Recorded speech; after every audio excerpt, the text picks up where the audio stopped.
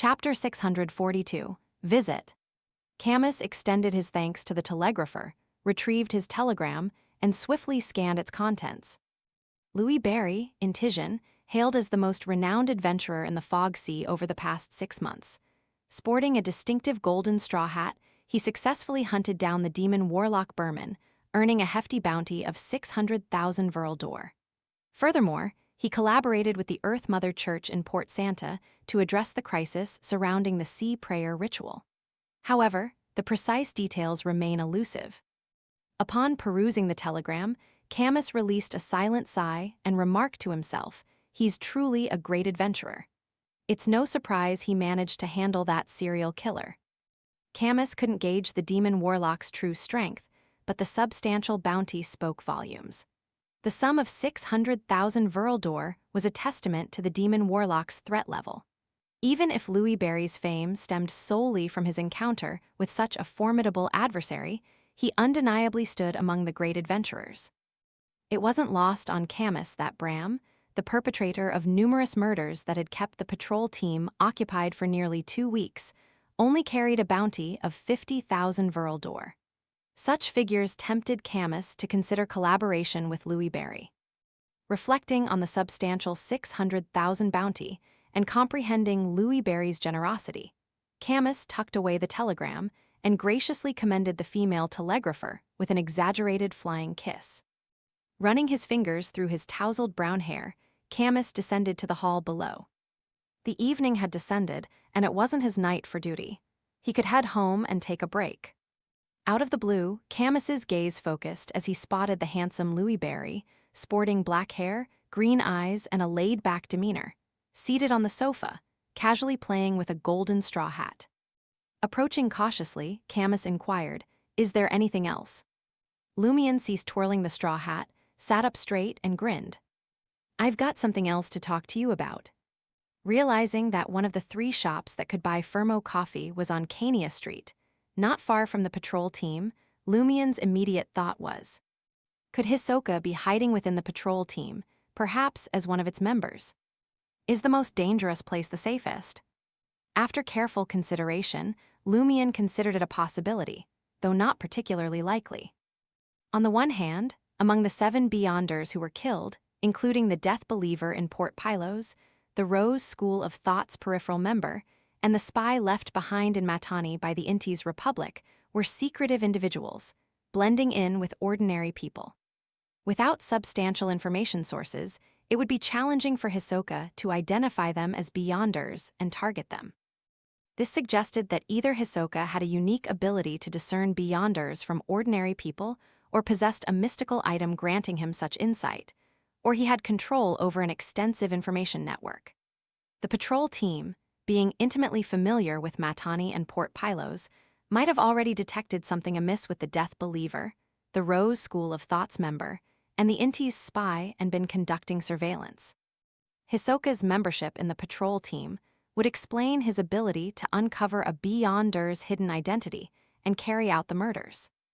On the other hand, if Hisoka, a Devil Pathway Beyonder, had joined the patrol team, suspicions would undoubtedly arise once the serial murders occurred, unless he concealed his true pathway from the start.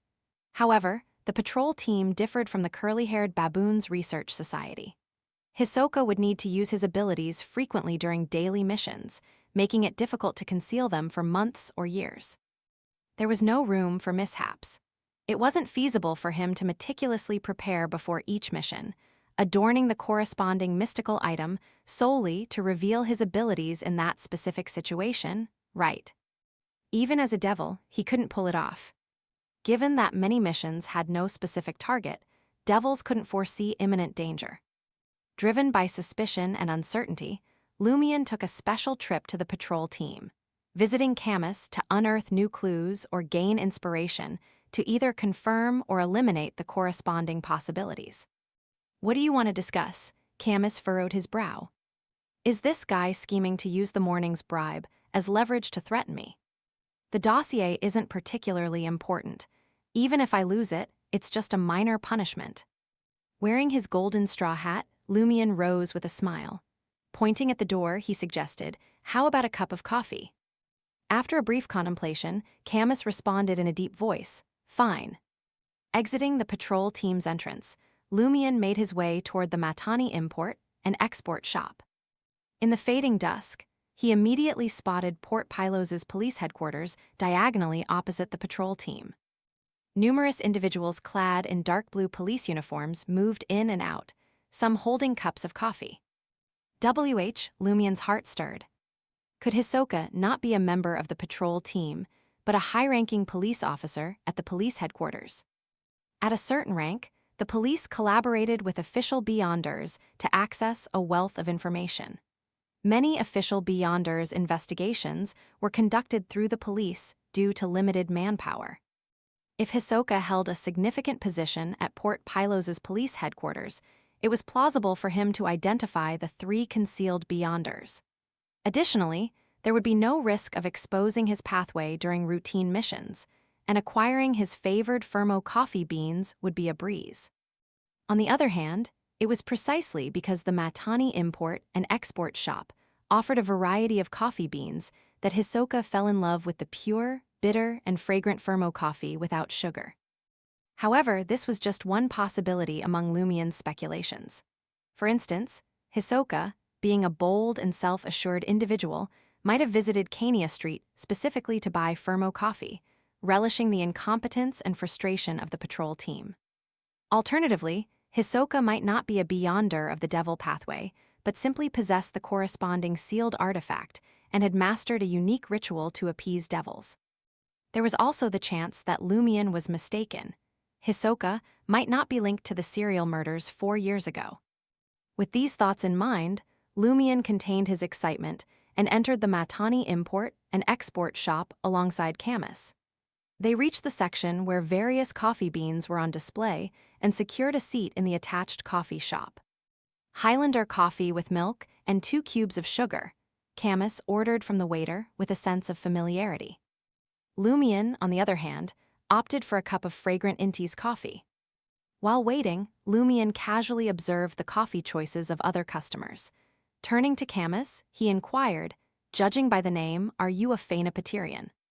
Camus hesitated briefly before truthfully responding, "My full name is Don Javray Camus Castia."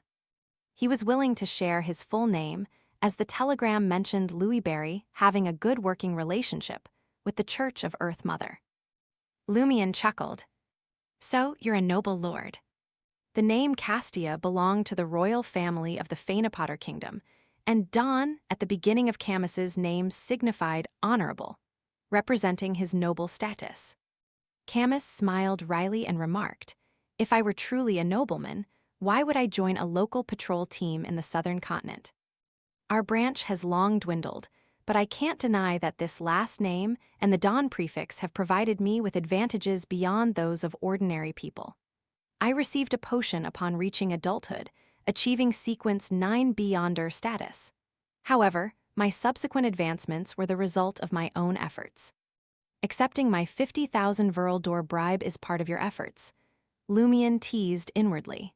He glanced at the 2 cups of coffee brought by the waiter, feigning casualness as he asked, "Don't you want to try some other coffees? Is Highlander coffee your only choice?" Camus raised his cup and took a sip. "I'm accustomed to its taste."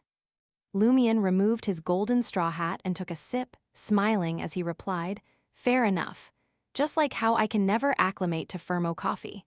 It's too bitter with regular sugar and too cloying with too much. Some people appreciate the bitterness and fragrance of Firmo coffee, opting for just a hint of sugar."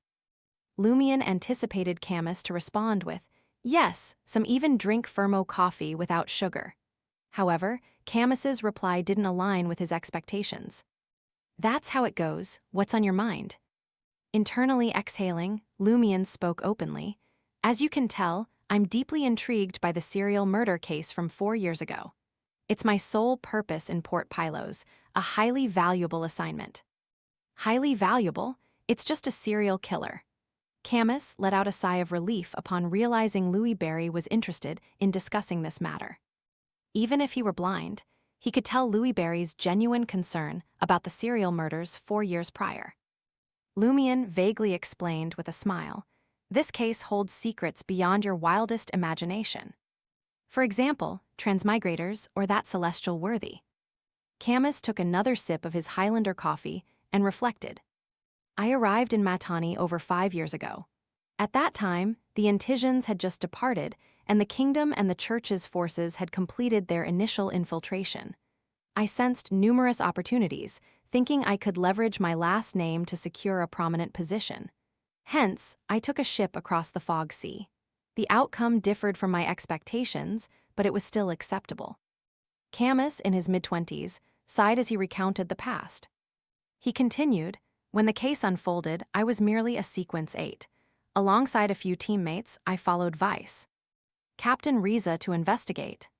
He paused, offering Lumion a smile that seemed to convey, if you want more information, show more sincerity. In that moment, Lumion was contemplating another question. If Hisoka truly belongs to the Devil Pathway and has joined the patrol team, is there a way for him to conceal his identity? Putting himself in those shoes, Lumion realized that concealing the abilities of the Hunter Pathway wouldn't pose a problem. Most situations could be handled with the Ascetic Pathway's abilities and a couple of items. Of course, the usage of an Ascetic's abilities was suspicious. Could it be that Hisoka is indeed a bestowed individual who typically exhibits powers from the Boon Pathway? Lumion raised his cup and took a sip of coffee, avoiding delving into the details of the serial murders. He gazed at Camus thoughtfully and inquired, do you have members in the patrol team skilled in divination or decryption?